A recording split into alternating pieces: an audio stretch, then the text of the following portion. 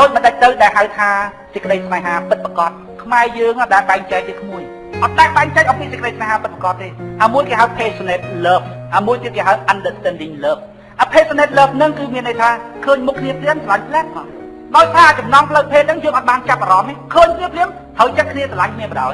យសួរតែស្រឡាញ់ដោយថាអីថាស្រឡាញ់ដោយថាចិត្តស្រឡាញ់កុំឆ្ងល់ច្រើនពេកកុំសួរច្រើនពេកស្រឡាញ់ព្រោះតែខ្ញុំស្រឡាញ់ឃើញមុខវាស្រឡាញ់ទៅមិនអូបើថាស្រឡាញ់របៀបហ្នឹងក៏វាបាត់ទៅវិញនៅពេលដែលចិត្តអស់សេចក្តីស្រឡាញ់ដែរការពេលស្រឡាញ់ព្រោះចិត្តស្រឡាញ់ដល់ពេលការឈប់ស្រឡាញ់ព្រោះតែចិត្តឈប់ស្រឡាញ់ព្រោះមនុស្សនឹងធ្វើតាមចិត្តទៅហើយសេចក្តីស្រឡាញ់បែបហ្នឹងគេហៅ passionate love សេចក្តីស្នេហាដែលកើតមកពីចំណង់តណ្ហាសេចក្តីស្នេហាបែបហ្នឹងណាបើតាមអ្នកប្រាជ្ញចារណាអត់មានតម្លៃអីតិចគ្មានតម្លៃអីតិចហើយដល់ពេលអា passionate love ហ្នឹងអាសេចក្តីស្រឡាញ់ដោយការរំជួលចិត្តឃើញយ៉ាងហ្នឹងស្អាតឬក៏ត្រូវចិត្តរបស់ខ្លួនហ្នឹងស្រឡាញ់ភ្លឹកឃើញបរិះហ្នឹងត្រូវចិត្តរបស់ខ្លួនស្រឡាញ់ភ្លឹកហ្នឹងណាគ្មានអាចចាំមើលដល់ពេលវាអស់វិញអស់ដែរកាលពីស្រឡាញ់នឹងយកទៅអាដៃអាអីសម្រក់ឈាមអូកកគ្នាទៅស្បត់ទៅអីផ្សំដល់ការអីចឹងរួមមួយគ្នាមកជីវិតអីចឹងប៉ុន្តែដល់ពេលវាអស់សេចក្តីស្រឡាញ់ចុះបងឯងចុះអូនឯងកាលពីមុនបានសន្យាមួយបងអត់សន្យាទៅចុះបងឯងថាបើក្បត់ឲ្យខ្ញុំជេរអីអាចជេរទៅឥឡូវជេរទៅខ្ញុំមិនខឹងណាខ្ញុំមិនមកជេរណាជេរទៅបើអស់សេចក្តីស្រឡាញ់ពីព្រោះការពីស្រឡាញ់ក៏ធ្វើតាមចិត្តដល់ពេលវាចិត្តវាអស់សេចក្តីស្រឡាញ់ធ្វើតាមចិត្តទៀតអានឹងហៅ passionate love សេចក្តីស្នេហាបែបហ្នឹងគ្មានតម្លៃទ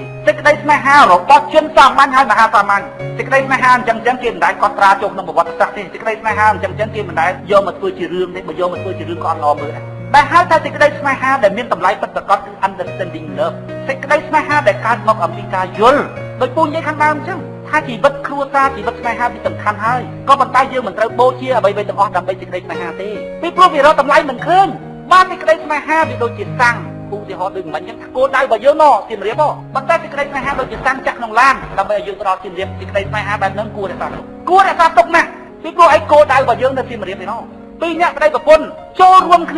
ាដើម្បីបង្កើតបុព្វហេតុនៃជីវិតដ៏ត្រឹមត្រូវមួយដែលយើងបានពិភាក្សាគ្នាថាតើជីវិតគ្រួសារជីវិតសម្ព័ន្ធភាពស្នេហារបស់យើងបង្កើតឡើងដើម្បីអ្វីដើម្បីបុព្វហេតុជីវិតមួយដែលយើងគិតគូរដោយប្រពន្ធពីរអ្នកនាងពុំពីធ្វើពេទ្យបានចាក់ថ្នាំឲ្យគេប្រពន្ធលោកកូនស្ដាច់លោកដើរចែកណោយពុំពីអាណិតពេកឃើញប្រជាពលរដ្ឋដែលមានទុកមួយថ្ងៃគិតតែពីរឿងព្យាបាល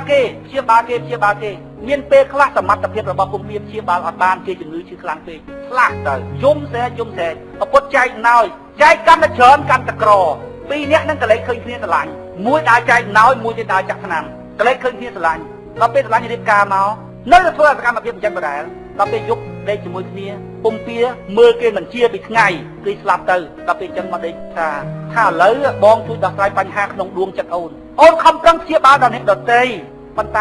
ដៃអូនតែពីរមិនអាចមើលអ្នកជំងឺតាន់ទេពីបងក៏អញ្ចឹងដែរបងក៏រកវិធីដោះស្រាយមិនបាន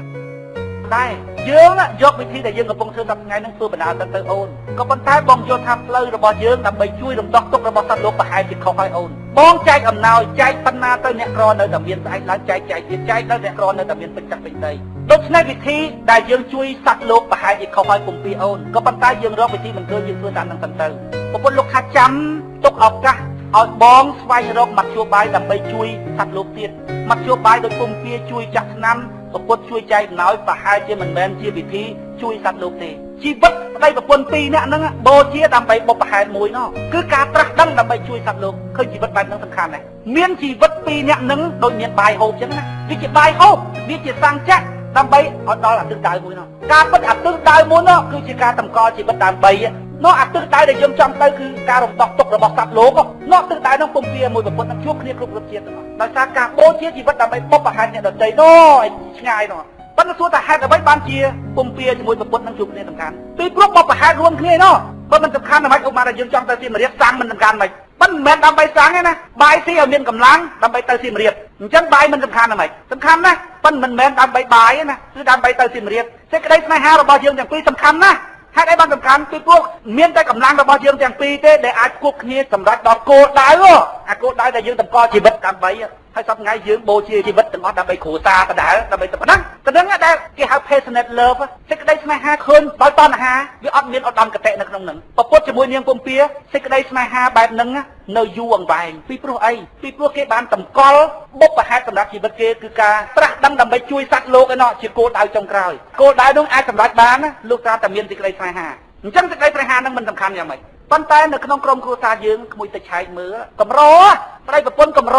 អោបគ្នានៅជាមួយគ្នាដើម្បីលះបង់ប្រយោជន៍ផ្ទាល់ខ្លួនដើម្បីបុព្វហេតុដែលជាគោលដៅជាឧត្តមកតេបើមនុស្សប្រុសនឹងមានឧត្តមកតេទៅមុខនឹងត្រូវរួញនៅតាមមនុស្សស្រីនឹងទាញបងឯងទៅធ្វើអីអារឿងអញ្ចឹងបើថាទៅឲ្យបានតំណាងរាបើអត់បានតំណាងរាទៅស្អីស្រីធម្មតាក៏ដូចភ្នំដោយអាប់រ៉ាហាំក៏ថាព្រះប្រហែលជាពេញចិត្តមនុស្សប្រភេទហ្នឹងបានបង្កើតមនុស្សប្រភេទហ្នឹងពេញផែនដីយ៉ាងដល់ពេល understanding love សេចក្តីស្នេហារបស់គេខួសពីប្តីប្រពន្ធវាទៅជាបងប្អូនខួសពីបងប្អូនវាទៅជាមិត្តភក្តិខួសពីមិត្តភក្តិវាទៅជាម៉ែឪថែរក្សាគ្នាទៅវិញទៅមកដូចម៉ែដូចឪពីព្រោះអីបានថែរក្សាសេចក្តីស្នេហាទុកពីព្រោះសេចក្តីស្នេហានេះគឺជាបុព្វហេតុនាំឲ្យកើតទៅដល់បុព្វហេតុសម្រាប់ជីវិតរបស់គេសេចក្តីស្នេហាបែបហ្នឹងត្រូវបានពិចារណាទុកក្នុងប្រវត្តិសាស្ត្រកម្រមួយកម្រមនុស្សស្រីដែលហ៊ានលះបង់ប្រយោជន៍ផ្ទាល់ខ្លួនមកចូលរួមក្នុងបុព្វហេតុជីវិតជាមួយគ្រួសារកម្រ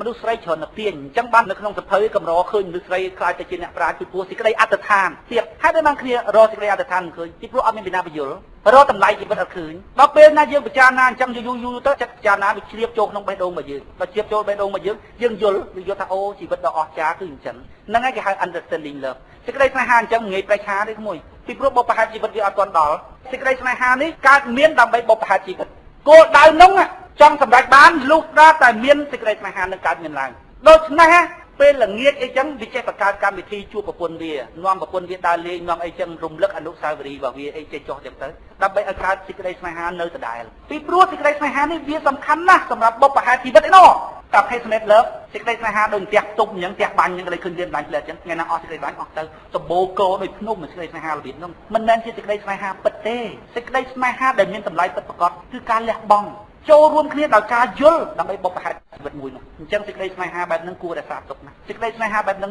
តែជាសេចក្តីស្នេហាមានតម្លៃសម្រាប់មនុស្សអ្នកខ្លះឃើញគេលះបង់ដើម្បីបុព្វហេតុអ្នកដទៃសើច